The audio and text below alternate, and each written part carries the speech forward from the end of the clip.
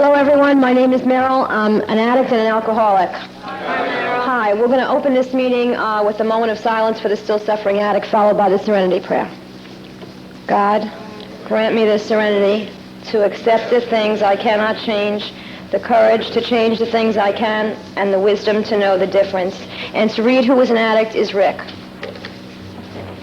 Hi, everybody. I'm Rick, and I'm an addict. Hi, Rick. I'm grateful to be here today. Who's an addict? Most of us do not have to think twice about this question. We know. Our whole life and thinking is centered in drugs in one form or another, the getting and using and finding ways and means to get more. We use to live and live to use. Very simply, an addict is a man or woman whose life is controlled by drugs.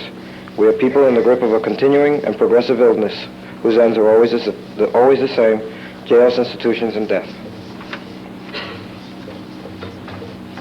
And to read what is NA is Jody. Hi, everybody. I'm an addict. My name is Jody. Hi, Jody. What is the Narcotics Anonymous program? NA is a non-profit fellowship or society of men and women for whom drugs have become a major problem. We are recovered addicts who meet regularly to help each other to stay clean. This is a program of complete abstinence from all drugs. There is only one requirement for membership: the honest desire to stop using. There are no musts in NA, but we suggest that you keep an open mind and give yourself a break. Our program is a set of principles written so simply that we can follow them in our daily lives. The most important thing about them is that they work. There are no strings attached to NA. We are not affiliated with any other organizations. We have no leaders, no initiation fees or dues, no pledges to sign, no promises to make to anyone. We are not connected with any political, religious, or law enforcement groups, and are under no surveillance at any time. Anyone may join us regardless of age, race, color, creed, religion, or lack of religion. We are not interested in what or how much you used or who your connections were, what you've done in the past, how much or how little you have, but only in what you want to do about your problem and how we can help. The newcomer is the most important person at any meeting because we can only keep what we have by giving it away. We have learned from our group experience that those who keep coming to our meetings regularly stay clean. And to read Why Are We Here is Nina. My name is Nina, and I'm an addict. Hi, Nina. Why are we here? Before coming to the fellowship of NA, we could not manage our own lives. We could not live and enjoy life as other people do. We had to have something different, and we thought we had found it in drugs. We placed their use ahead of the welfare of our families, our wives, our husbands, and our children. We had to have drugs at all costs. We did many people great harm, but most of all, we harmed ourselves. Through our inability to accept personal responsibilities, we were actually creating our own problems. We seemed to be incapable of facing life on its own terms. Most of us realized that in our addictions, we were slowly committing suicide, with such cunning enemies of life are narcotics and sedation that we had lost the power to do anything about it. Jail did not help us at all. Medicine, religion, and psychiatry seemed to have no answers for us that we could use. All these methods having failed for us, in desperation we sought help from each other in Narcotics Anonymous. After coming to NA, we realized we were sick people who suffered from a disease like alcoholism, diabetes, or tuberculosis. There is no known cure for these. All, however, can be arrested at some point, and recovery is then possible. In NA, we follow a program borrowed from Alcoholics Anonymous. In the last 40 years, more than 1 million people have recovered in AA, most of them just as helplessly addicted to alcohol as we are to drugs. We are deeply grateful to the AA Fellowship for pointing the way for us in a new way of life. And to read how it works is Gina. My name is Gina, and I'm an addict. Hi, everyone. If you want how it works, if you want what we have to offer and are willing to make the effort to get it, then you are ready to take certain steps. These are suggested only, but they are the principles that made our recovery possible. 1, we admitted that we were powerless over our addiction, that our lives had become unmanageable. 2, we came to believe that a power greater than ourselves could restore us to sanity. 3, we made a decision to turn our will and our lives over to the care of God as we understood Him. 4, we made a searching and fearless moral inventory of ourselves. 5, we admitted to God, to ourselves, and to another human being the exact nature of our wrongs. 6, we were ready to have God remove all these defects of character. 7, we humbly asked Him to remove our shortcomings. 8, we made a list of all persons we had harmed and became willing to make amends to them all. 9, we made direct amends to such people wherever possible, except when to do so would injure them or others. 10. We continued to take personal inventory, and when we were wrong, promptly admitted it. 11. We sought through prayer and meditation to improve our conscious contact with God as we understood Him, praying only for knowledge of His will for us and the power to carry that out. 12. Having had a spiritual awakening as a result of those steps, we try to carry this message to addicts and to practice these principles in all our affairs. This sounds like a big order, and we can't do it all at once. We didn't become addicted in one day, so remember, easy does it. There is one thing more than anything else that will defeat us in our recovery. This is an attitude of indifference or intolerance towards spiritual principles. Although there are no musts in NA, there are 3 things that seem indispensable. These are honesty, open-mindedness, and willingness to try. With these, we are well on our way. We feel that our approach to the problem of addiction is completely realistic, for the therapeutic value of one addict helping another is without parallel. We feel that our way is practical, but one addict can best understand and help another addict. We believe that the sooner we face our problems within our society in everyday living, just that much faster do we become acceptable, responsible, and productive members of that society. The only way to keep from getting or continuing a habit is not to take that first fix, pill, or drink. If you are like us, you know that one is too many and 1,000 never enough. We put great emphasis on this for we know that when we use drugs in any form or substitute one for another, we release our addiction all over again or create a new one. The substitution of alcohol has caused a great many addicts to form a new addiction pattern, which in its progression brings as many problems as before. We seem to forget that alcohol is one of the oldest known drugs. It would appear that we are people with addictive personalities who are strongly susceptible to alcohol addiction. Thanks, Eugenia. My name is Meryl, and I'm still an addict. Hi, everyone. And I'm really grateful to be here. I'd like to just read the 11th tradition for any members of the press that are here or anything like that. Our public relations policy is based on attraction rather than promotion. We need to always maintain personal anonymity at the level of press, radio, and films. Absolutely no pictures may be taken. This is a group on sponsorship, a meeting on sponsorship, and for myself, it was probably the most important thing I did when I get sober, and I didn't do it right away. I was afraid. I didn't trust women. I didn't trust anybody when I came into the fellowship. And when I did get a sponsor and I started sharing to the best of my ability, I started feeling better, because all my life I kept everything inside. I never let anybody know me. And when I started sharing with my sponsor, I still didn't think I was telling the truth, but it came out the way it was supposed to come out. And today my sponsor and I are just about best friends. I call her every day. She shares with me as openly as I share with her. And it's a real important thing in sobriety. And with that, I will give you our speaker who's going to share his strength, hope, and experience, Jimmy V. from California.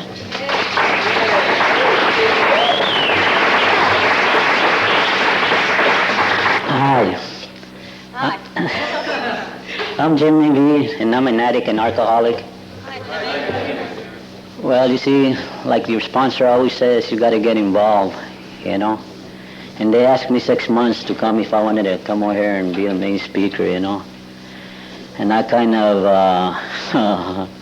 so I told them to give me a 30-day notice, I'm the kind of a person that always got to wait, So I'm grateful that I'm here, man, clean and sober.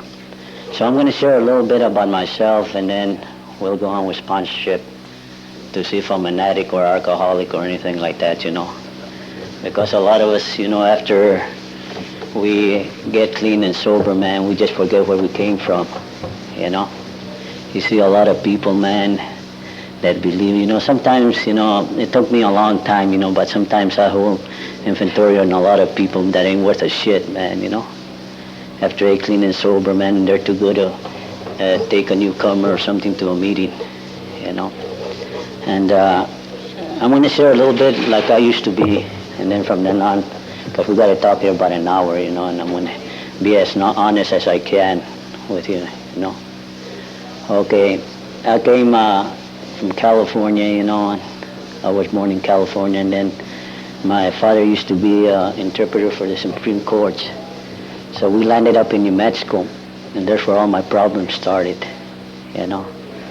And when I was, I guess my first high was I drink wine, I guess, about 3 or 4 years old. I remember that. And from then on, I started everything, you know.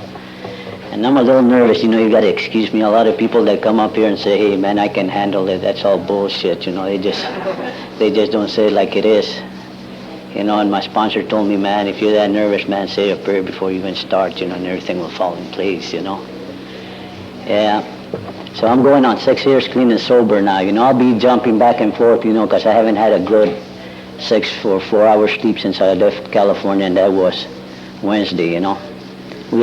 All those fiends always got to have kind of excuses, you know. You might not be worth a damn or this or that, you know, but we're clean today, and that's what counts, you know. And to make it short about my story, you know, I was the kind of kid, you know, that used to like to steal cars, you know, and all those good things that we thought that were good, you know. A lot of funny things, you know. We used to hit the railroad tracks, you know, and bust up whiskey, you know, and hang around with guys a little older than me, you know, and I was always the little guy, you know, because I was the kind of a person that I would always like to hang out with guys that were 6 or 7 years older than me, right? I always wanted the action fast, you know, so we started robbing, stealing, and then at the age of 11 years old, I was sent to the reformatory, you know, in and out until the age of 15. When I was 16 years old, that's where I had my big experience. That's where I went to the state penitentiary in the state of New Mexico for a period of 11 months. Because when we were in the reformatory, what we done, we got a guard, and we about half killed him. You know, 5 of us jumped on him, and after that, they couldn't handle us no more in the reformatory. So then I went to the joint at the age of 16, you know. And I can remember, man, you know, they had us in a separate barracks in the joint, and I remember, man, that I would always see these big guys, you know, that would always try to see, man, you know, try to make it on us, you know, and it took me a long time to realize that's what these guys wanted to do. They wanted to bone us, you know, and being smart and stuff like that, and it always used to go through my head, man, what does that guy want, you know, because they have big fences, you know. And it took me a long time to realize, man, that this guy wanted a bonus, you know, in there, because there was 5 of us and we were all youngsters, you know. And I always wanted to be like a friend of mine. They used to call him the Cat. They burned him in the gas chamber in St. Quentin in 1957. But they used to call him the Cat because he was a night burglar. He was armed robbery and everything. And most of his life, the guy was 40 years old, and most of his life he lived behind bars and stuff like that. And I always wanted to be like him. I don't know why, you know. And they burned him in St. Quentin gas chamber in 1957. And I remember when they gave him the pill, man, you know, they asked him the last, what he wanted of life. You know, he had about half an hour to live. And I remember that his mother told me that what he asked, you know, he didn't ask for God or nothing like that. He asked for some funny books, you know. And I still remember, man, that he used to be one of the most beautiful person I ever knew when he was clean. But when he was loaded, he was really dangerous, you know. And they used to call him the Cat. And that guy could do anything, you know, and I always wanted to be like him. He'd go out there and he'd say, I'm broke, and pretty soon he'd come back with $200-300 in his pocket and everything, you know. And it was really, you know, when they killed the guy, man, you know, none of his family wanted him, or nobody ever wanted the guy and everything. And what was really funny, you know, that all the family, after they disowned him, I guess God turned around and punished them, because all of them are winos now. The ones that are not dead, they're winos. You know, and sometimes I bring a lot of anger back, and I used to tell them, the brother say, remember when you used to talk about Tino? You know, and I don't know, I was really hurt, you know, when he got burned in the gas chamber, you know. And after that, I came back to Los Angeles, because I went back to New Mexico. And when I got out of the joint, they gave me a choice to go into service, or they'd send me back, and I would count on my juvenile, on my record. And so I came back to California, and after that, I went back. And like my father had a lot of pull and a lot of power. He talked to a lot of people, so he gave me a choice to go in the Navy. And I went in the Navy. The Korean War was on then. And then after the Korean War, then I got out and I got kicked out of the Navy, for hitting an officer. And then they sent me to the brig in Seattle, Washington. I went to jail there for a year. And a lot of people think that these jails are rough. You got to do time in a brig where you got the Marines guiding you 24 hours a day, And from then I went back to LA, and then I started getting involved in drugs and stuff like that. And when I got to LA, started to do the same thing, in and out of jails, in and out of jails. And I remember one time I was fighting a case for 18 months dead time in the county jail there.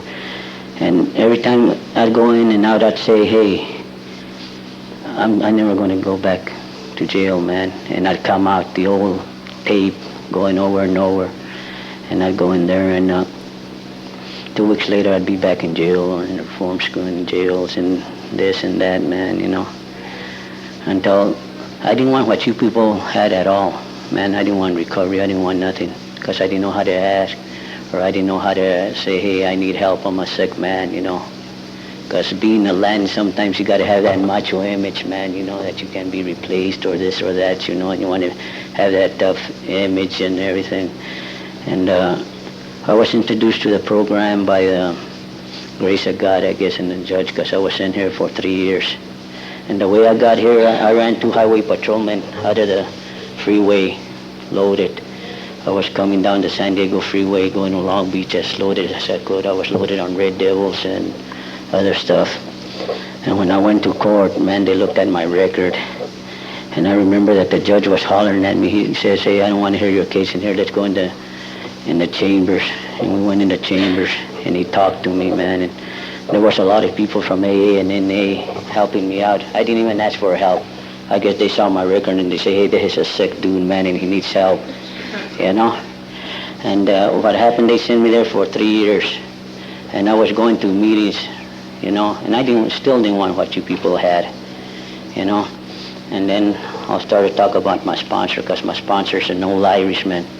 He's 40 years old, And he's from Boston.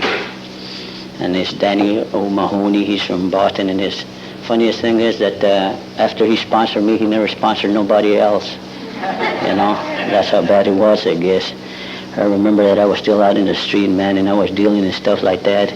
And when you have all these pretty girls that come around at all hours and stuff like that, I used to tell them, hey, Danny, I got me a new fish here, a beautiful little chick, man. She's 15, 16 years old. You want to come over, man, and have a good time with her and party? And he used to tell me, hey, Jimmy, I don't do stuff like that no more. And I couldn't believe it, and I said, is this guy a punk or queer or what, All the little bad things would always come back to me and say, man, what's this guy, And when I used to go to court, because over there in LA, when they send you to these meetings, you got to fill out a card and everything and sign it and everything. So I used to go over there, I remember I used to go for the first year, I used to go to meetings just to nod and pass out and just get the signature, And this guy was right there, my sponsor was there with me all the time, man. And what I used to say, hey, man, is this guy a homosexual? Is he what? I could not believe that another human being could give a man a hug, man, I could not believe, Because I remember one time I went to a wedding, some Jewish wedding there in Beverly Hills, and they asked me if I wanted to be the bartender. And I remember I said, hell yeah, I got a lot of experience as a bartender. And I used to see these guys kissing each other and all that, and then I used to say, hey, man, if one of those son of a bitches want to kiss me, I'm going to knock him out, And I was scared of all that, And then we started talking, man, and I still didn't want what you people had, but I was there just to stay out of jail. And then one day he started talking. He says, hey, man, you got to go get a big book. And I said, what's that?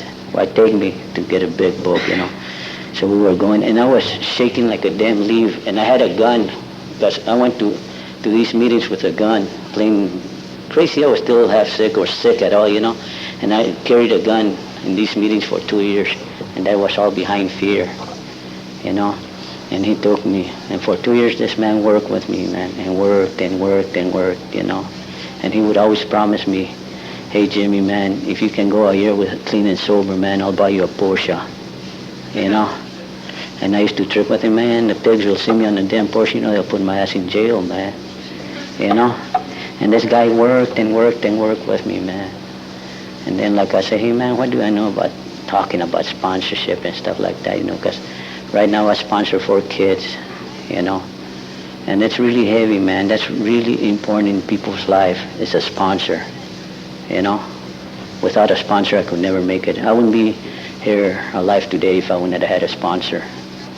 I see that people, the only reason, the big heavy trip about a sponsor is, man, that with a sponsor, he'll tell you, he'll give you the right directions. And a sponsor is actually a friend, a good friend, People go over there and they get so confused that they get, let me ask this people, so they got about 10 different answers every time they want to know something.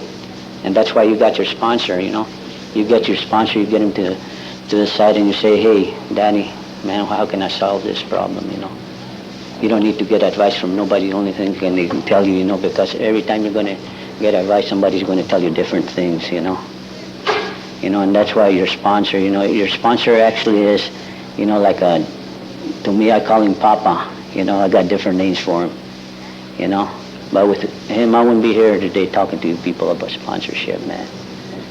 Because, without a sponsor, I don't think you'll ever make it. I'm just talking for myself. Maybe other people might be stronger than me, But, your sponsor, there's where it's at, like when you got to put your shoes out in the morning. If you don't put your shoes and you go out someplace, man, if you're not used to the payment, man, you're going to hurt, My sponsor saved my ass a lot of times.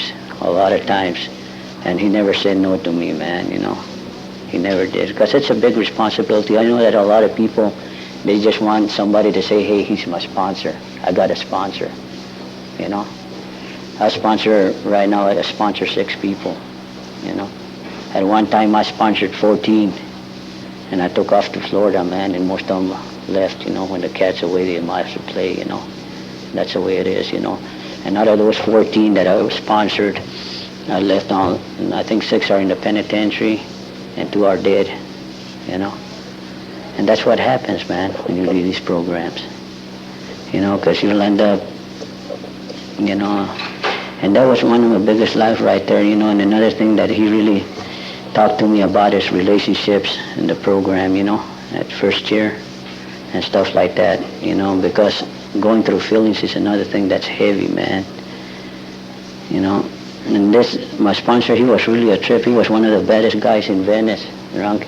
I remember that he was sharing in a meeting. He told me that he was sharing in a meeting, and after he quit sharing, man, they busted him for murder,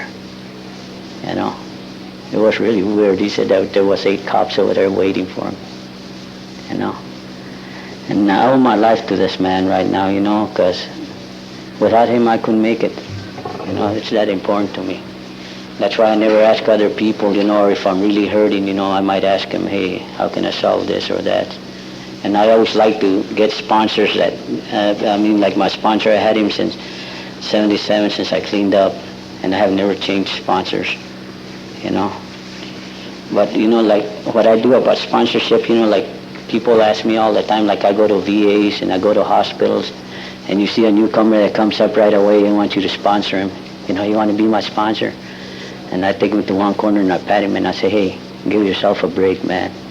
Go back to 30 meetings, and then look around. There's a lot of people that's got better qualifications than me, man, to sponsor you. Look around, and then if you can't find nobody, man, I can be your friend until then. And if you can't find nobody, man, then we'll talk about me sponsoring you. Because you'd be surprised how many people over there, they want a sponsor, man, so you can take them out of the recovery houses, so you can play games, Like today, I don't sign nobody's bullshit, man. I don't co-sign nobody's bullshit, man, And it's really important, man. Without a sponsor, I couldn't make it, I couldn't. Just like a lot of guys, they couldn't make it without an old lady, And my life is so different now, man, I'm so mellow now, quiet, Because before, my life used to be all violence and stuff like that, and it's not like that no more. It's all real mellow and everything. I got a peace of mind today, And did he stop over there? So I'm gonna be over here, and then if somebody really wants to share, man, you can come out here and share your experience, strength, and hope with your sponsor, man. You want to come up here? Any of them?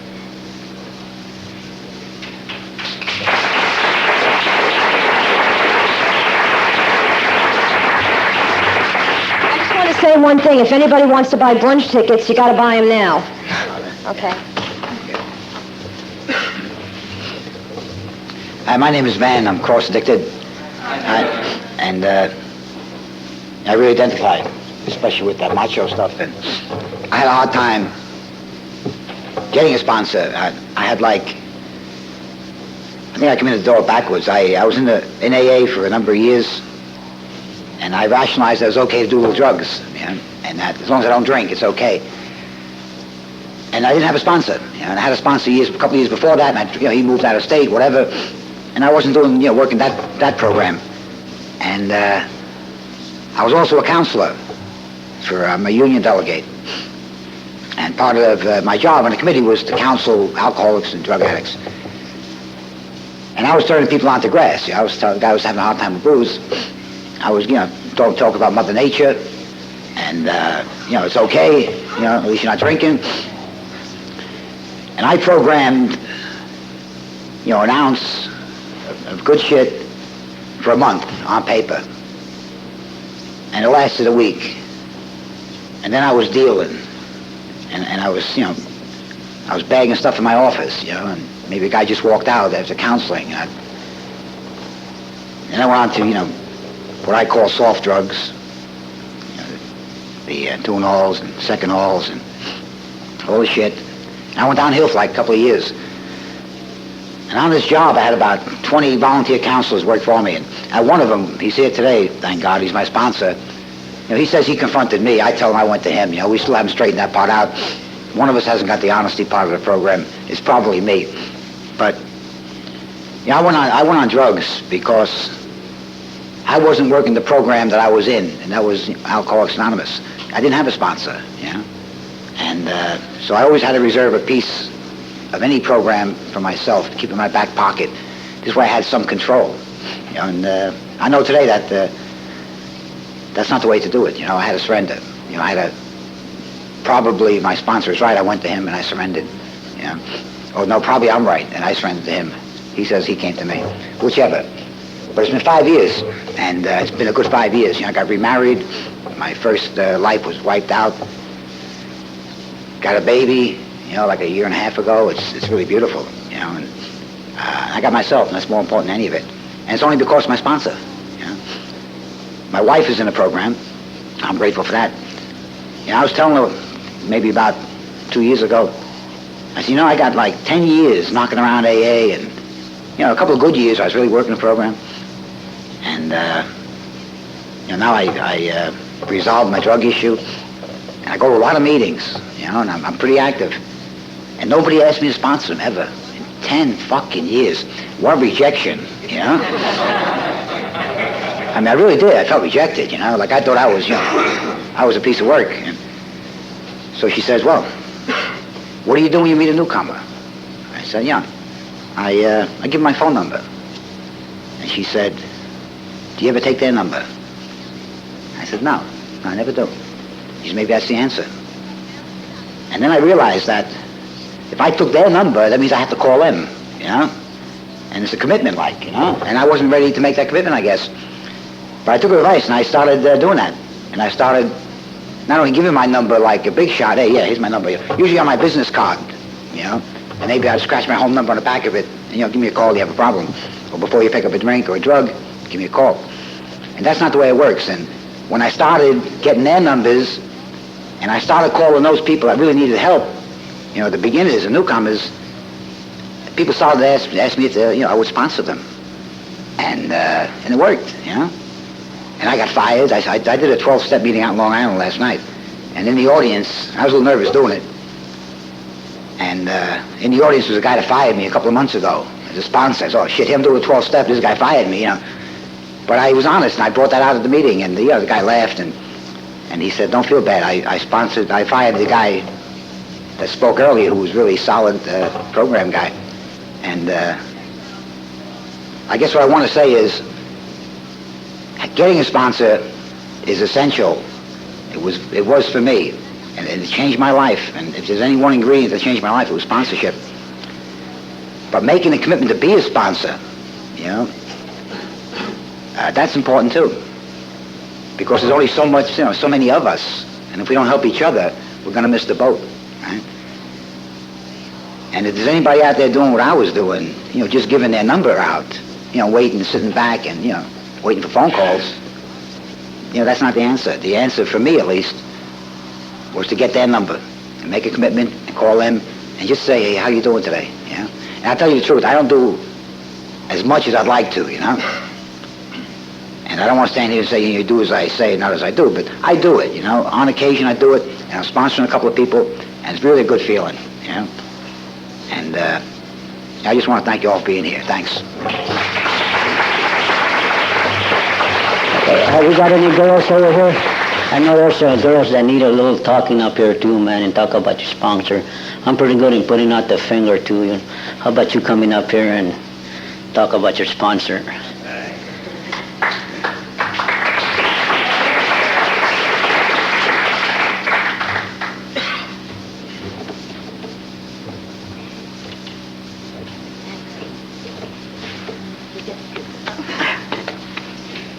I'm Pat, and I'm an alcoholic and addict. And thanks. I used Jimmy as my sponsor. I met him a year ago at the convention, and he's one of my sponsors. I wasn't around the program very long, and I got a sponsor. I was at a meeting, and I heard a lady talk, and I really liked what she had to say, and I asked her to be my sponsor, and found out we had a lot in common.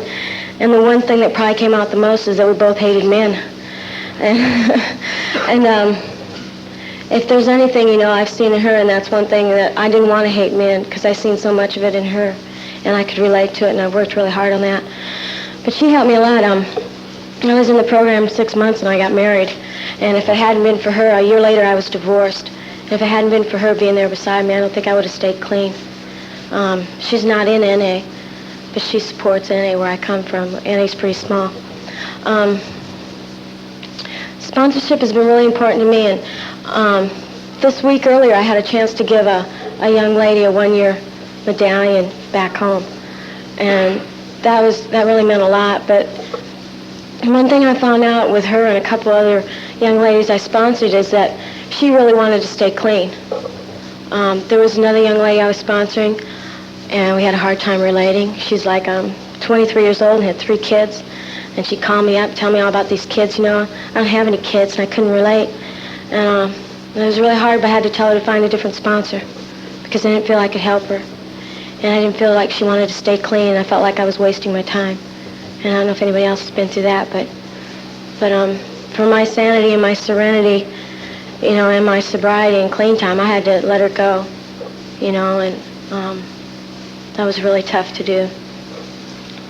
But I don't know, sponsorship was really important to me, and I believe too I wouldn't have been clean without it, because she was there whenever I call, and today I still keep in touch with her a lot, and we may not see each other for a week, but we'll get a hold of each other and just sit and rap. And she took me to a lot of meetings, and she took me to a lot of AA meetings when I first came in.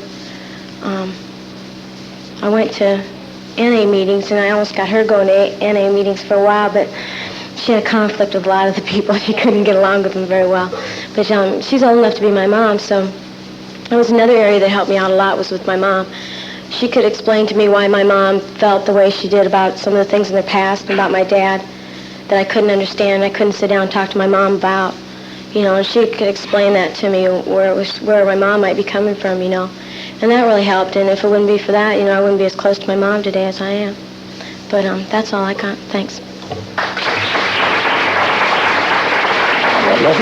Let's get that straight. I'm just a friend. I never sponsor women. But what I do, when I see a newcomer at, I got a real heavy women out there that's been in the joints, and, they got that real heavy macho image that they cannot relate to another woman. So that's what I come in. They ask me to be their sponsor. I'll be their sponsor for 30 or 40 days, until they get their head together. And then I walk them to another girl, and then I get them together. And this way, I don't run him out of the program. Because you know how hard a lot of women are, man. They want what they want now. So I play these little games with him until I get him together, you know, and then I walk him up and I say, hey, this is your new sponsor, you know. But I just let him say that I'm their sponsor, or play that little game with him that I'm their sponsor, sponsoring them, you know. And then that way, you know, like women sponsor women and men sponsor men, you know. Because what I call a guy that sponsors women, I call him a dry pimp, you know. And I got names for everybody, you know. So that's I've been a godfather, I don't know to how many thousands of people, you know, in the jails, penitentiary, street, and everything, you know. That just get around, you know. That's the image. So let's hear for this gentleman over here. And what I'm going to do, one guy, one girl, I want to balance it, and then that way I won't leave here with no resentment.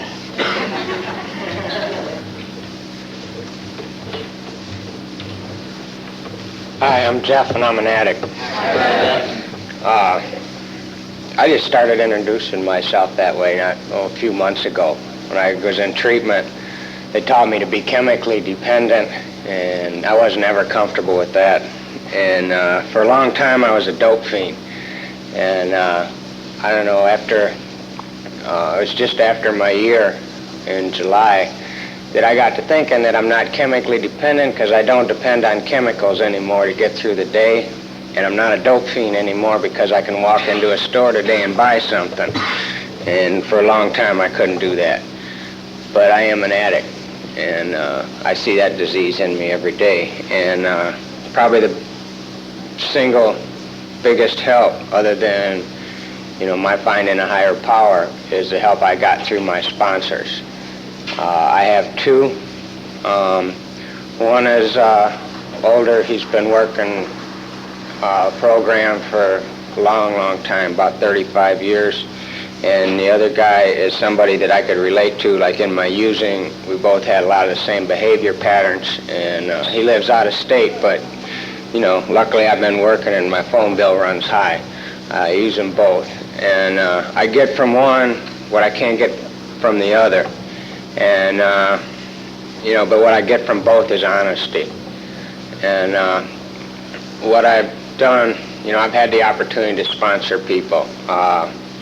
Early on in my recovery, you know, NA was real small. We almost tripled in size in our area in the last year. But when I first came around, we started a group on Friday afternoons because there was no meetings that those of us who worked second shift could go to. And we wanted to make it 60 days to chair a meeting, but nobody there had 60 days, so we had to make it 30 days. And, you know, I don't know how I made it this far, you know, except that I was supposed to.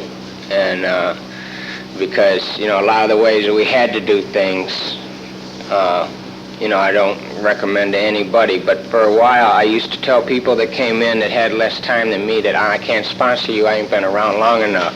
And those people went out the door. And I had to come to the realization that there wasn't nobody there with 2 and 3 years clean time, and that if I had 90 days, that's more than the person that just walked in the door. And that I'll never be perfectly well if I got 50 years. So what I do today when people talk about sponsorship is I say, let's sit down and talk about it. You know, what do you expect from me? And here's what I'm able to give you. I'll undoubtedly make mistakes because I make them every day, but I'll try to be as honest as I can. Another mistake I have made, and I have to watch myself, is being a buddy to the people I sponsor. You know, I'm a great enabler. I want to make your recovery easy, and I'll go clear across town and pick you up and carry you to meetings.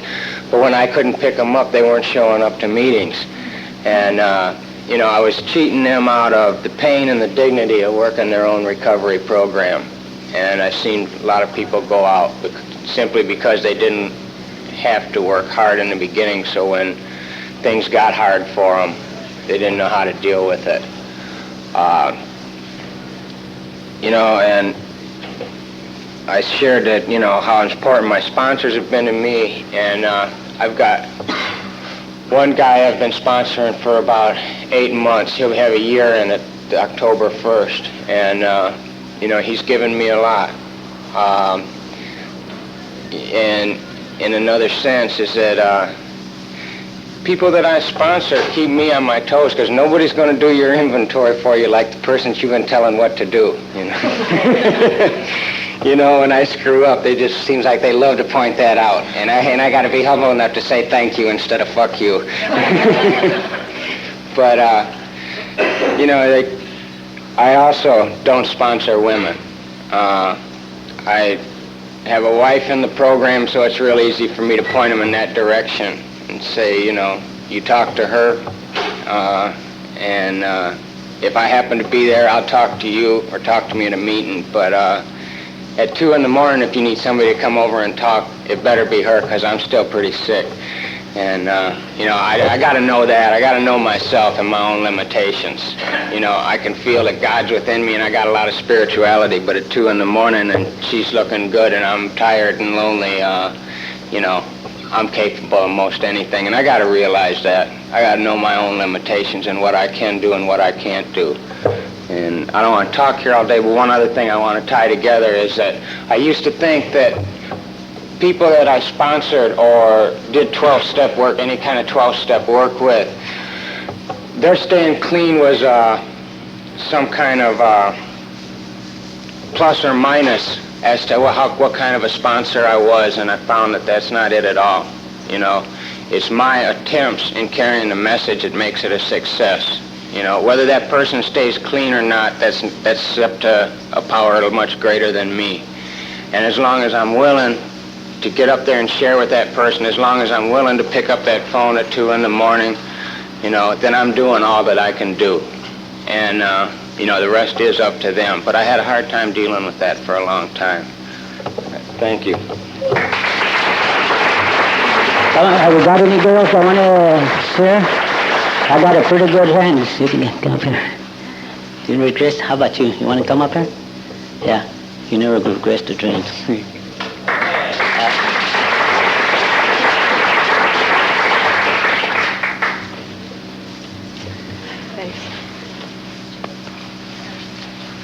My name's Suzanne.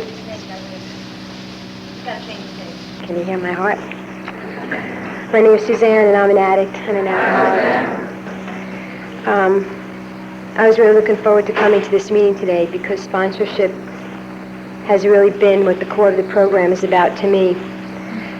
The program keeps me from drugging and drinking one day at a time, but sponsorship is what really opened up my life, because I know the biggest problems I had was with relationships, with isolation, without ever being able to say I had a friend, without being able to relate to other women. When I first got out of rehab about 15 months ago, I was willing to do anything that they told me when I was in that rehab, and they told me, make sure you get a sponsor. I got a sponsor about 3 days after I came back home, and it wasn't the woman that was going to end up to be my permanent sponsor, but I was so scared not to do what they said, and I did a lot of sharing with her in the beginning. And I had a lot of anxiety when I met another woman that I really wanted to be my sponsor, because I didn't know how to tell this other woman that I was going to go with somebody else. And but I went through my fear with that, and the relationship I have with this woman today has done a real lot for me. I hated her the first 3 months because she wanted me to call her every day, and I had big problems with the telephone. And I didn't know what to say after a while on the phone, because I only wanted to call her when I was feeling good to show, you know, how great I was doing. But it wasn't long before a lot of nasty feelings started coming out. And I would call her up and I'd tell her, I'm just calling you because you told me and I don't know what to say to you. And she would tell me that's all right.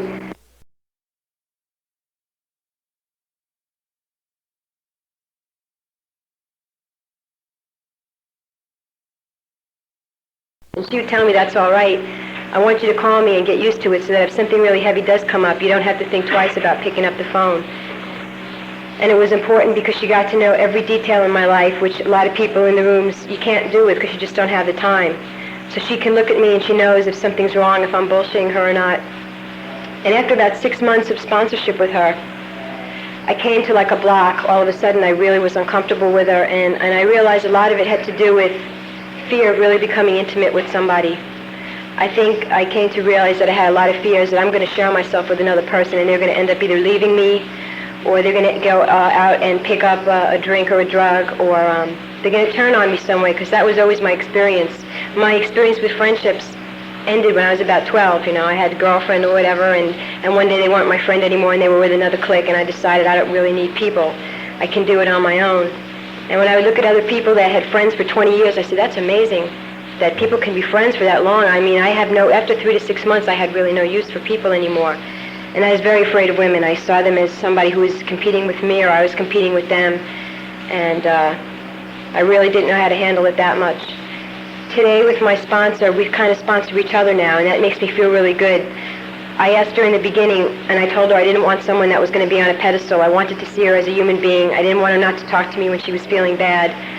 And we've come through a lot of growing together. I still find it hard.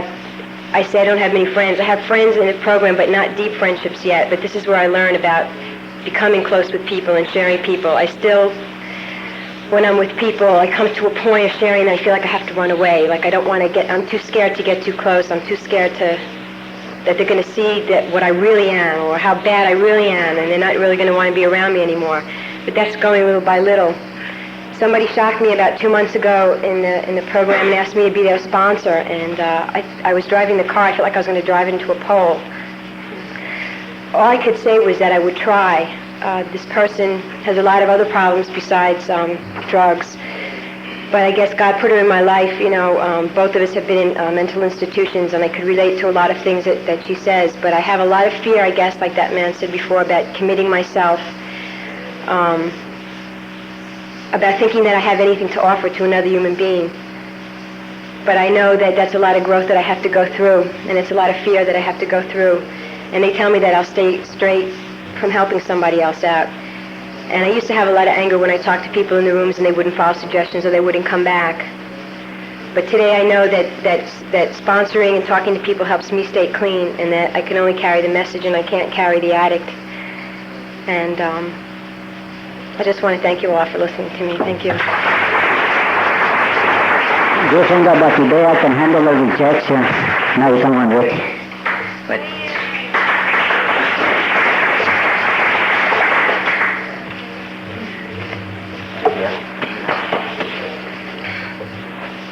Hi, everybody. I'm Rick, and I'm an addict. And I'm grateful to be here today.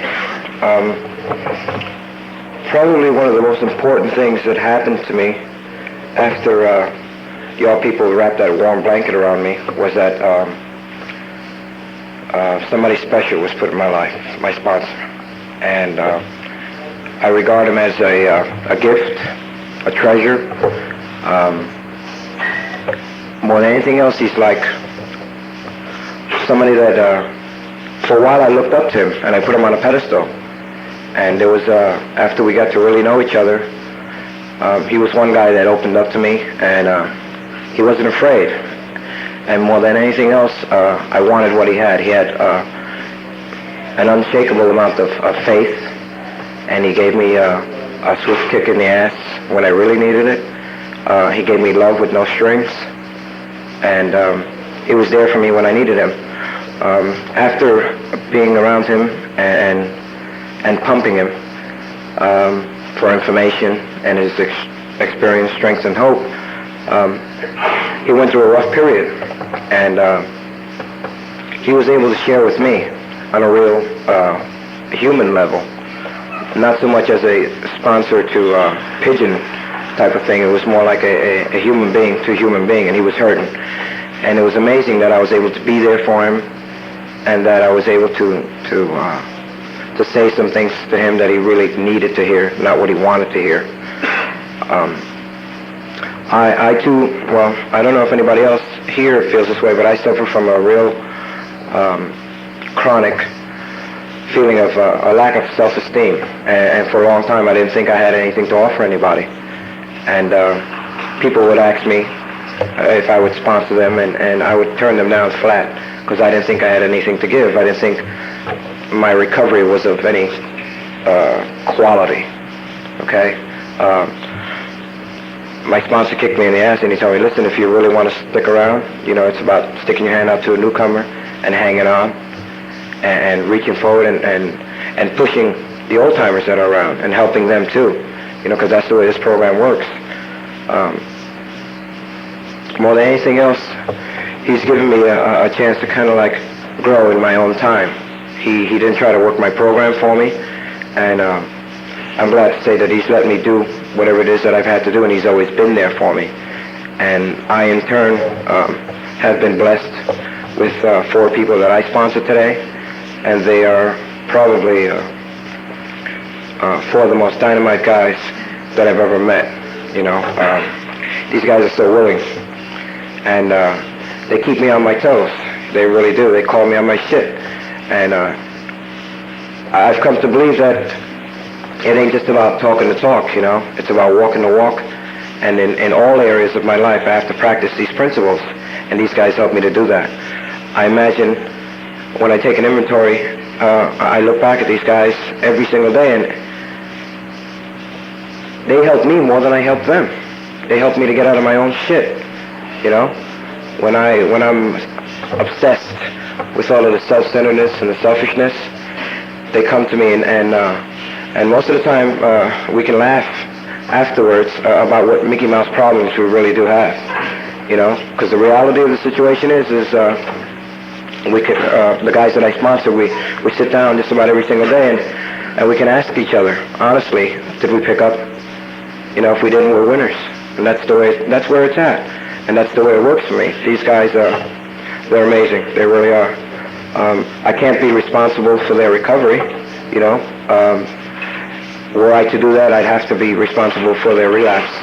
God forbid something like that should happen, but if that's the way it has to be, that's the way it has to be. They have taught me what it is to be humble, you know, in that they've come to me with certain things that I really couldn't handle, that I didn't know anything about, certain areas, you know, and for a long time I wasn't able to do that, and I was able to turn them over to my sponsor, you know, and that was amazing, because I always wanted to fix everything for everybody, you know, and I always wanted to be so out of my own bullshit and make everybody think I was well, people-pleasing and all that other nonsense. My sponsor has one favorite expression. He tells a story about a guy that's sitting at the bottom of a pool holding onto this rock, and this rock is resentments and anger, you know, and fear and all those things, and I'm very much like that guy, or I was, I guess, and the guy's down at the bottom of the pool, and he's freaking out on the bubbles coming out of his face, and they're rising to the surface, and he won't drop the rock, you know, and it's a lot easier said than done, but it's getting easier with practice. We call him Drop the Rock Joe, you know, and I had a t-shirt made up, you know, says Drop the Rock, and it's like my favorite expression. He gives me so many things, you know, I really couldn't, you know, I'd be able to sit up here probably for a week and tell you about all of the really nice things that he gives me. And that includes a swift kick in the ass. That includes some gentle persuasion when I really needed it. More than anything else, he lives clean and sober, and he tries to be honest with me, and he doesn't let me put him on a pedestal. He's just like an equal. He's just been to a few more meetings than I have, you know. There's some areas of his life that he still has problems with, and he shares that with me. But overall, this guy's got something that I want. He's a real spiritual person. Together, we've come to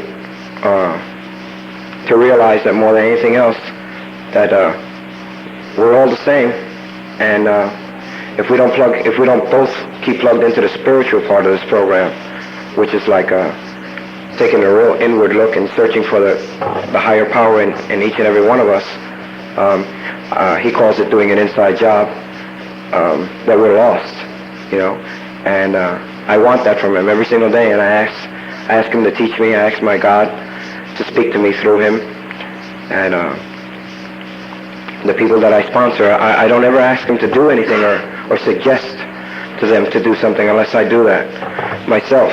I tell them to get involved with service because I am involved with service. I tell them never to say no, you know, no matter how difficult or how compromising it might be or inconvenient. You know, I believe that I was ready to go to any lengths for my dope, and I'll do that for my recovery. And I try to set a good example, you know, every single day. I try to get off of that ego trip and I wanted to run their programs for them, and that just got me all frustrated and fucked up for a long time. And I finally learned how to drop the rock, and it was only through my sponsor showing me how to do that. Thank you. I remember one time, I was sponsoring this kid that was on PCP, and I used to talk to him like if I was talking to the wall. Until one day I got real pissed off and I got him by the neck, and I was, hit him a couple of times and I ran. And then I called my sponsor and laughed and told him. And he made me walk 7 miles where the guy lived and apologized to him. And he says, you're not running this person out of the program, So now you need a lot of love, man. In these rooms you get it, and that's what really kept me around too, And my sponsor, he was really dynamite, man. He's an old Irishman, 40 years old. He's about 6'4", blonde, and he's a really beautiful person. And I want to hear from your sponsor, see what you got to say. Hi, my name is Meryl. I'm an addict and an alcoholic. When I came into the program, I didn't even know what humility was, but I certainly couldn't walk in and ask anybody for help. And when they told me that I should get a woman sponsor, I was willing to get one, but I wasn't capable of being honest. And I got a sponsor, and I really didn't call her. When I called her, I lied to her. I told her I was doing great, and I felt fine, and I was making meetings, and I was full of shit. All I did was make meetings. But I was feeling miserable, I was hurting, and I didn't know what to do. I was willing to stay sober. I was willing not to pick something up. But I didn't know how to do it. And what I did, of course, I did things my own way. I got involved in a relationship the first year that I got sober, after my 90 days, actually. And it was rough, I really wasn't willing to take a look at myself, so it was real easy to get involved in this relationship and hide in it. And I made my partner in the relationship my higher power, and I put him on a pedestal, and I depended on him emotionally for anything and everything. And I didn't know what to do, I didn't know how to get away from it, so all I did was wrap myself up in it, and I stayed there for a year. And after a year, I had a sponsor at this time, and I was trying real hard to get close to her, but I didn't trust women. I never trusted women my whole life, and when I shared with her, I told her, I could only call her when I was hurting. And that was good. That's about the only thing I got right. Because when we did break up, and I called her up, and I didn't know how to stay clean at that point, because my higher power just turned on me. I hated God. I hated the program. I didn't want to see people. I didn't want to know from anybody. And I just dialed her number. I don't remember how I did it or when I did it. But I ended up at her house, and I stayed there for a week. And my ass fell off, and she saved it, and it's incredible. It really is incredible that I trust one woman so implicitly at this point, because just before I came here, I was really excited coming here today, and I had anxiety. At about 11 o'clock this morning, I was at my job, and I was leaving at 12 o'clock, and I had such anxiety to get here. And I was talking to a girl that I sponsor, and she's having a hard time in the program. She's doing the exact same thing I did. She's involved in a relationship. She's not even sober 30 days. She's living with the guy, and I just want to save her all this pain, because I know what's going to happen. You see, I'm God, and I could see what's coming. And I've been trying to tell her this for months, and she's doing it her way, like I did it, and I hate to see it in her, so I really get carried away. And I called my sponsor after I spoke to her, and I said, Annie, what am I going to do? I just can't take it anymore. And she said, what is she doing to you? You got to let go of it. And I prayed when I got off the telephone with her, and I prayed for the girl that I'm sponsoring. And I have to remember that I can only tell her how I got sober and hope that she, walks the same path or maybe a better path. I can foresee danger, I really can foresee it with her. But I can't make her do anything, She's got to go through her own pain. And I just wish I could help her, I could stop her and say, asshole, don't do that, but it doesn't work that way. I had to go through my own pain, and everybody has to go through the same pain to get where we are today. But as far as a sponsor, for me, it's the most important thing, when I qualify at a meeting, I press that issue because I couldn't have done it without somebody else to talk to. I know that, and I know that I can't get through a day today. I have shit every day at one point or another, and I have to talk to my sponsor just to get in touch with somebody close to me. If I don't, my day isn't right. I go to sleep feeling guilty that I didn't call her. So I wake up at 7 in the morning, and that's what I did today. I called her at 7 o'clock in the morning today just to get in touch with somebody from the program, because that's what I have to do for my recovery today. Thank you.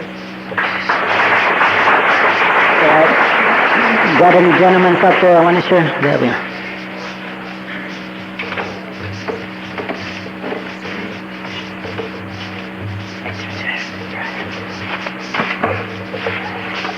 Hi, everybody. My name is John. I'm an addict. Third City Group, Long Island, New York. And I'm nervous as hell. But I don't know. I've been sitting here through this whole convention and totally overwhelmed, you know. And I just wanted to get up here just to be a piece of it. You know, like I feel a piece of it already, but just to say something once is good enough for me. But sponsorship, I spoke at a marathon meeting this morning, and I was sitting outside the door, and I said, watch the subject be sponsorship. I sit down, and there it was on a piece of paper choosing a sponsor. And I was amazed. I said, oh, no coincidences, of course. But it's so important, you know, like that's something I've been really, that's like my campaign lately, is pushing sponsorship. And it's beautiful, you know. My sponsors have always been there for me. And I remember I was only in the program for about a week or so. And just, I went to work, and it was a Saturday afternoon, and my boss was, he told me if you needed help, call me up. So I called him up, he came over, he ended up screaming at me and throwing the machine that I was using at me, right? In front of the customer, and I was very humiliated, very embarrassed. And as soon as he pulled away, I cried my eyes out, and I raced right home, and I called my sponsor at the time, and I couldn't do anything but cry. And, you know, I didn't want to go back to work. I was ashamed, I was frightened, and he told me to go back. And as soon as I went back, the boss apologized, you know, and it was the hardest thing for me to do, but I did it, you know, only his suggestion. And it's been like that all through my recovery. They've always been there, you know, and it's amazing, you know, like I got involved with service work, and for me to get involved, I got to know what I'm doing, and they're always there. The sponsors that I have are very well-informed on the traditions and the steps and all that, and they always help me out, you know, and it's beautiful. You know, my sponsor just had a baby boy only a week ago, and I just like to say congratulations, you know. It's beautiful, you know. It just shows me that there is life after drugs, you know, and it's just really something else. I'm so grateful, you know, because these guys have always been there and they've always helped me out. It's unbelievable, and just no matter what it is, and you know, like I was told not to get involved in the first year, and I got involved, and I got, you know, paid my dues, and I got involved, and I paid my dues, and I got involved, and I paid my dues, but it was insane, you know.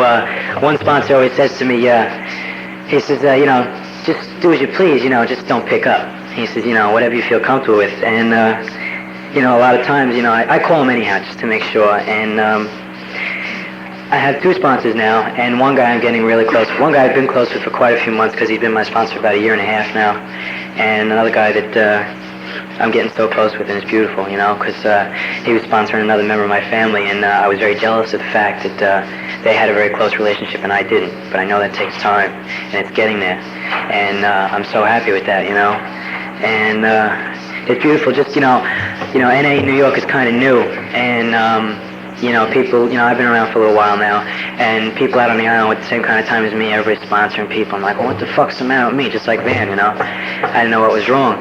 But, you know, we pray for things and we get them. So, of course, 2 days ago, 2 guys asked me to be their sponsor, you know? So, it's great, you know? And already, these guys are calling my shots, just like this guy said before. And it's good, you know? It keeps me on my toes, you know? I gotta, you know, I realize now, for me to talk, I better start walking the walk, you know? And I definitely gotta start making step meetings once a week, you know? Because that's something I've been letting slide, man. That's the backbone of the program, you know. And it's great, you know. I just like to say I love you, Sal. Thank you, man. You've done a lot for me.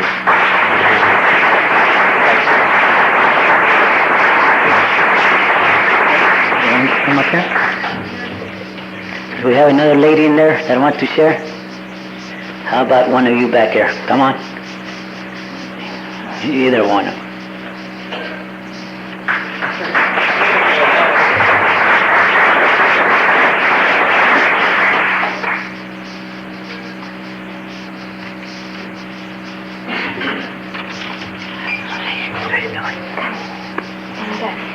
Hi everybody, my name is Teresa, I'm an addict. I like the topic of sponsorship because it wasn't until that I started taking the suggestions of the program that I really saw much of a change. Because when I first got clean, you know, I stopped getting arrested and I started taking showers and, you know, I started becoming a little more social. So, of course, things got better real fast, you know, and then it kind of leveled off for a while. And I started getting sick of the same old addict personality that I had been living with for all these years. It was still there, and I just wasn't doing anything about it except staying clean.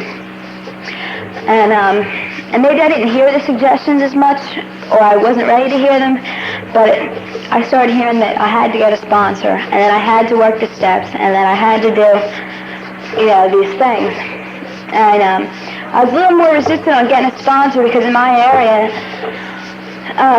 not really too many people have much more clean time than me in NA, and I didn't go to any of the other fellowships. But there's this one woman, I met a couple people, and I had a few sponsors that didn't work out, or that, just, they didn't interest me enough to call them. And there was this one woman who I thought would be a good sponsor for me, but I would look at her, and I thought that she was just too different than me, because she was a real closet person. She wasn't mainly a drug addict. I was a junkie. I had a big attitude about this, and I just thought that I could not relate to her. But I would listen to her talk in meetings, and she had a real good spiritual program, and she knew a lot about addiction and recovery from addiction. And she didn't really have much more time than me either.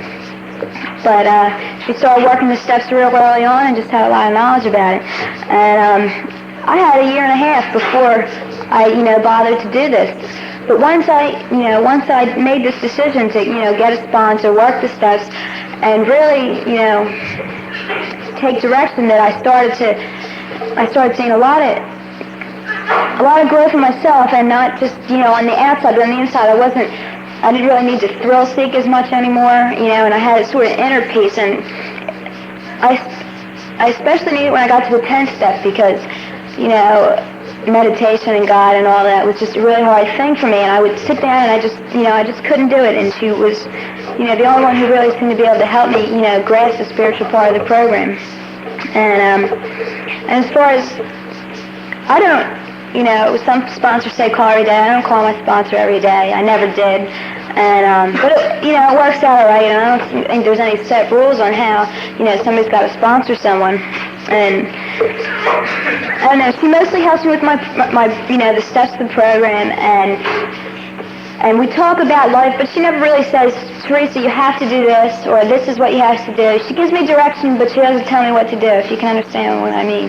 Because being an addict, fuck that. I don't want to be told what to do, and I'm not going to listen anyway, So she just kind of listens to me and lets me find my own answers a lot of times, and lets me make my own mistakes and go through the things I have to go through. But she's always there for me, and it's just taught me a lot. And the people that I've sponsored too, I've sponsored tons of people, not tons of them have stayed around, and that's always kind of painful when the people that you sponsor, because they say not to get too attached, I guess, but I really have a hard time with that, and I get very attached to the people I sponsor, and, it breaks my heart every time one of them go out, or like someone saying, well, they won't listen, or they won't take direction, and they won't do what I think, my God, is right, and, and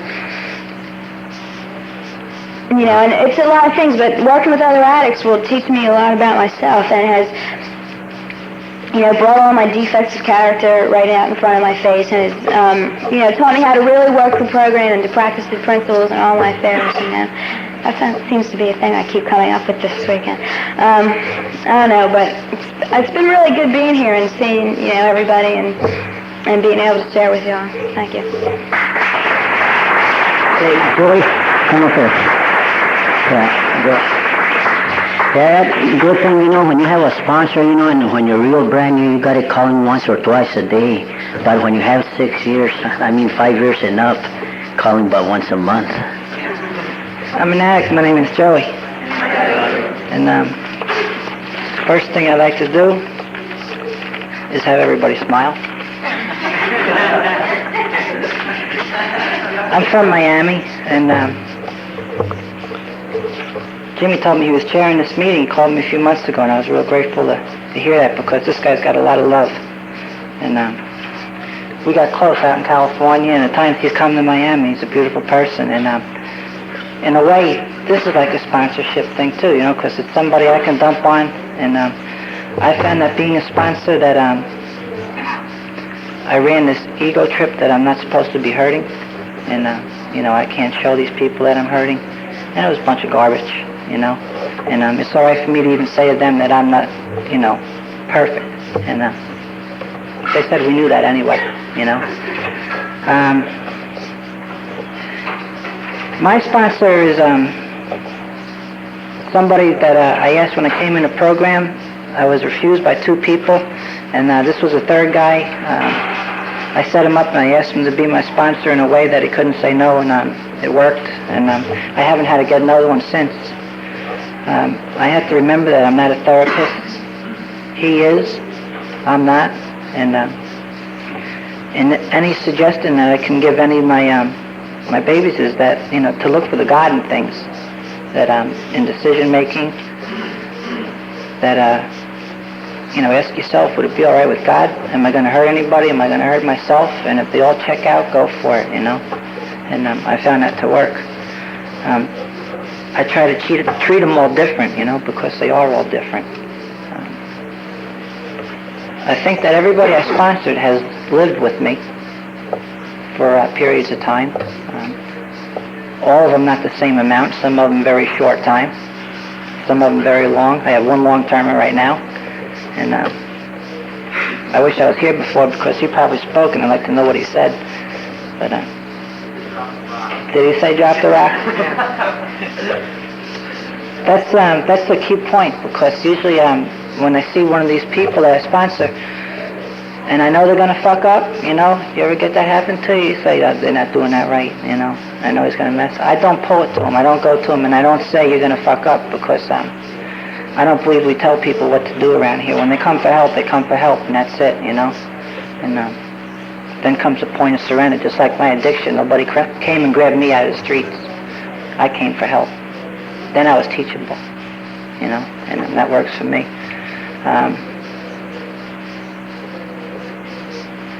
It's what makes this program for me. You get a little bit of time in the program.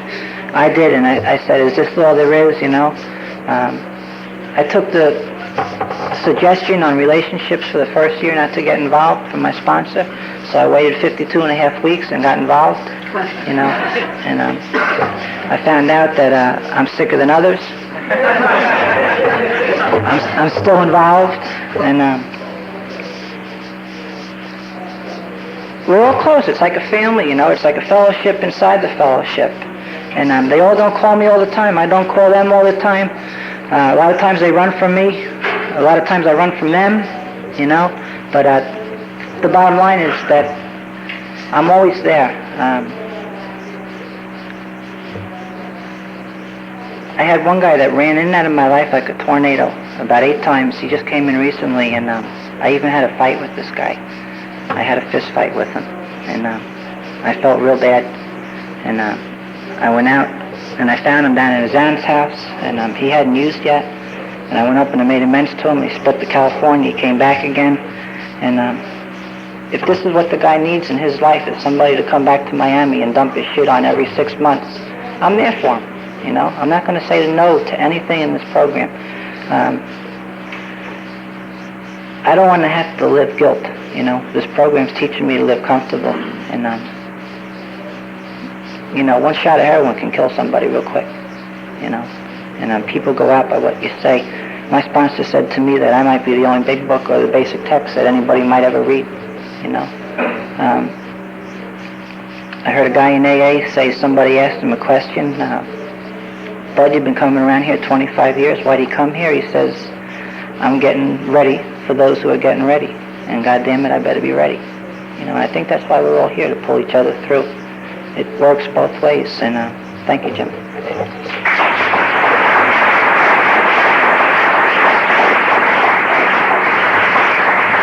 I remember, when was it, the last convention in Florida, I made a commitment to go to Florida for convention, and I told my sponsor, hey man, I'm not going because I'm broke and I'm sick and all that. And he looks down at me and says, what? Yeah, I'm going. That's the kind of a guy he is, he's a lovable and beautiful person, man, And I keep my sponsor on a pedestal, man, Because without him, I wouldn't be living a day. Have we got a lady in the bunch that wants to share? Ladies, no ladies? Well, come up here, Shirley. Like I say, share alike.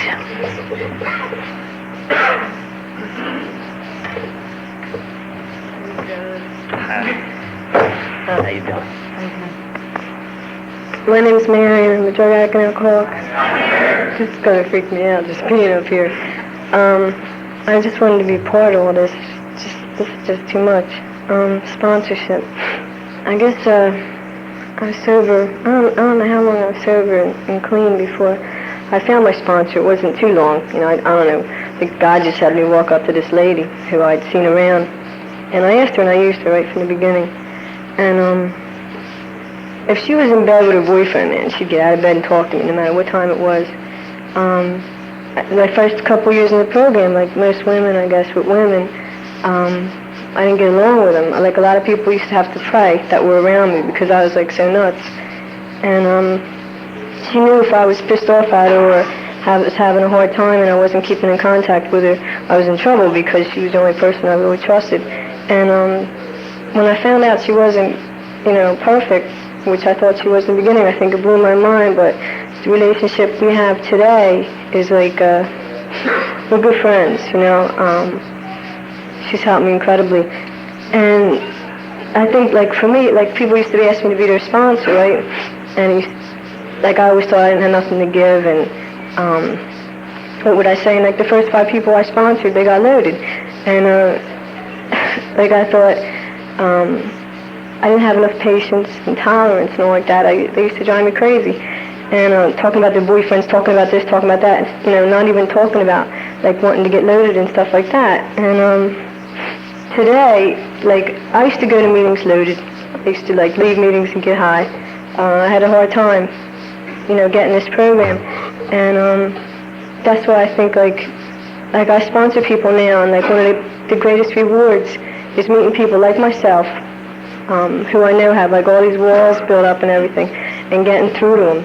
And, like, I don't know, I don't have, like, this great philosophy about NA or how it works and how to stay sober. I just, like, I listen to the people I sponsor, and I have a good relationship with them.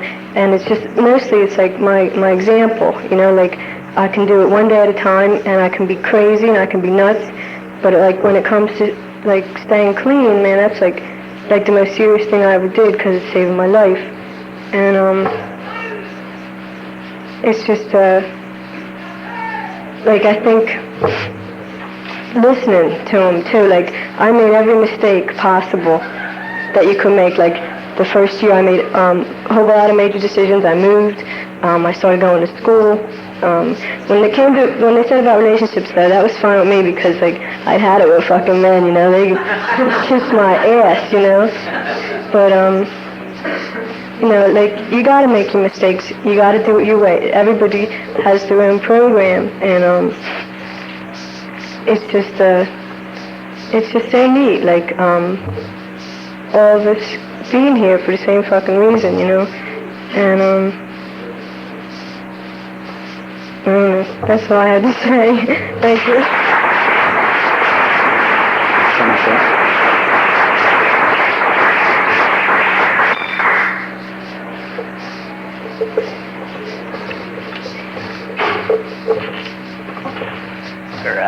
How you doing? Yeah, my name is Mike, and I'm a dope fiend from Indiana. And sponsorship is something that's very, very important to me. I was looking around the room before I got up here, and I didn't see anybody in the audience that's the physical size of my sponsor. And I don't know, when I first started going to meetings, I felt intimidated by this person. He's a 3-time loser. He's been to the joint 3 times, and I think that's one reason that he stays clean, besides he's afraid of dying. He knows I'll hang the bitch on him if he goes back. And this guy has been, I don't know, probably one of the best friends I've ever had in my life. One of the most honest friends I've ever had in my life. It's somebody that I can talk to when I'm feeling good, and it's somebody I can dump on when I'm really feeling shitty. And I have another guy that I use as a sponsor, and I love this person, and this person loves me, but we don't exactly like each other most of the time. And this is somebody that never fails to call me on my shit, and I call him on his, and we've had quite a few hairy arguments, but I don't know, it's been good. Also, share a rent with a recovering addict. I met Steve when he was in a rehab, and he was one person that got out of treatment and would go to meetings and sit there for 3 months and wouldn't comment. He'd just go to the meeting, sit, get up, and leave, And I don't know, I just had the opportunity and pleasure of presenting him with these year token 2 weeks ago Sunday. I don't know, it's getting involved with people like these three people that,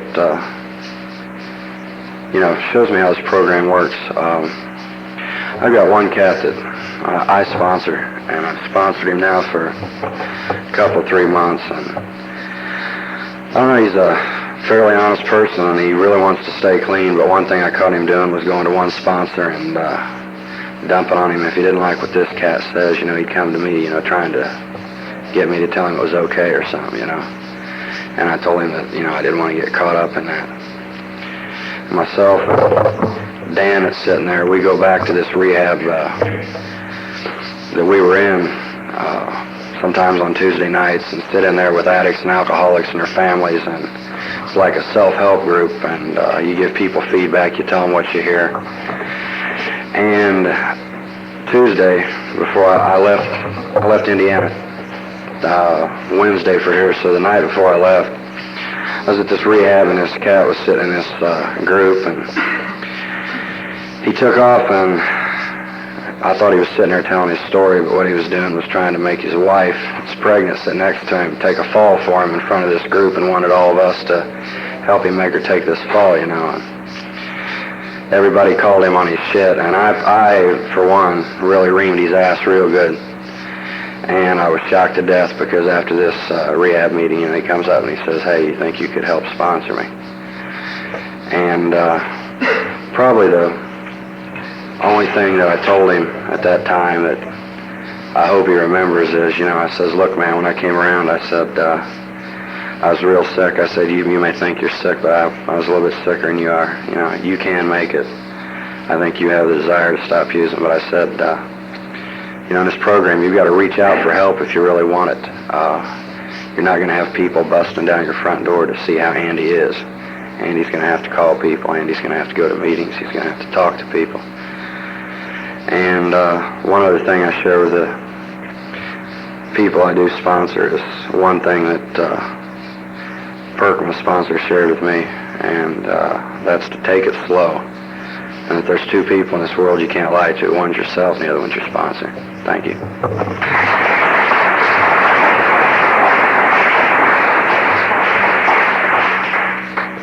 Yeah, so that's the end of the sharing. So if you decide to come on, hurry in. Come on, we'll give you a couple of minutes at least. Yes, we got but. My name's Tucker, I'm an addict. Hi, family. I'm from South Florida.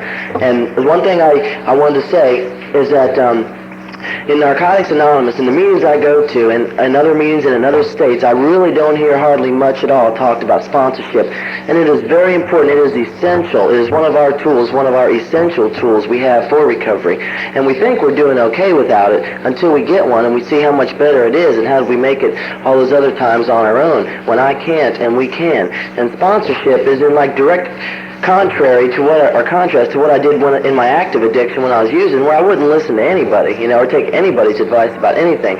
But in recovery, however, I try to learn from other people's mistakes and follow suggestions of my sponsor. And I just recently moved like 1,000 miles away, and I relocated, and it took me a long time to find a sponsor, And I looked around all the NA, and it's a strong NA fellowship, I mean, it's in South Florida between Miami and Fort Lauderdale. I got 80 meetings a week to choose from, And I'm like, and I'm sponsor shopping for months. I didn't see anybody, so I went to other fellowships looking for sponsors, And I finally saw some guy, and I asked him, but that didn't work out either, He said, let's get to know each other, and I found out I didn't like him.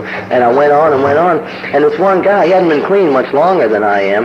In fact, 2 days, But I thought about him for 4 months, because I'm like, oh, come on, this guy's only been clean 2 days longer than I am. But he was different. He had a little bit more spirituality and responsibility. He's older than I am.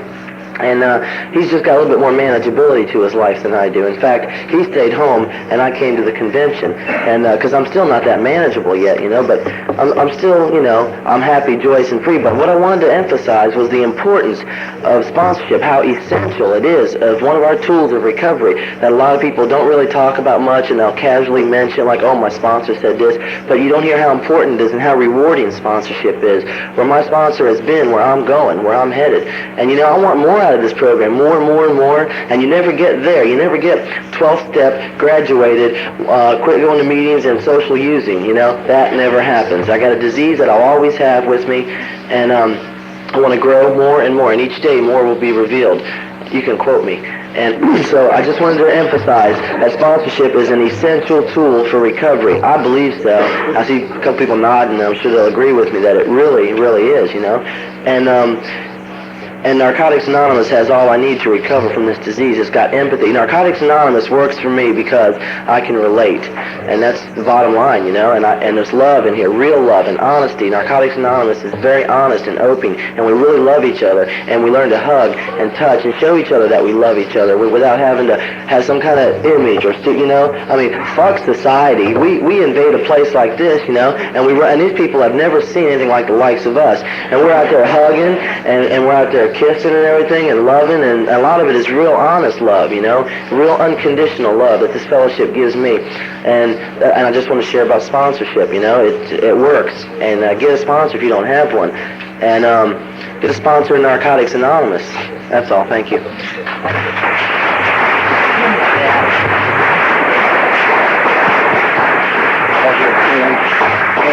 You don't have to go through a million changes like you went. What you got to do now, that's why you got the telephone. You can find a sponsor right there until you get you one. That'll stop you from using or doing anything else.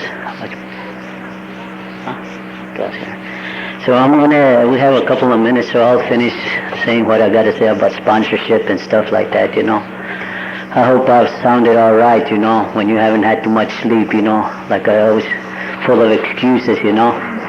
But try to just work your program a day at a time. If you even got to work it a minute at a time, hour at a time, you know, you'll get some time, man. And the benefits that you get from this program is really beautiful. And this program, I've been best man, you know. I've been godfather. I've been a pallbearer. I've been about everything, man, that a man can have in life, man, you know. And before, man, they wouldn't even allow me to go in. My own family or nobody even wanted me around, you know. And today, man, you know, I'm wanted by everybody sometimes. Sometimes I'm even scared to introduce myself, you know. Especially in California, if I go introduce myself to a young lady or something, the first thing that comes out of their mouth is, who doesn't know Jimmy V, you know? And that, you know, sometimes that's why I keep quiet. This concludes this meeting. Please advance your tape fast forward to the end of the tape and turn it over. Thank you.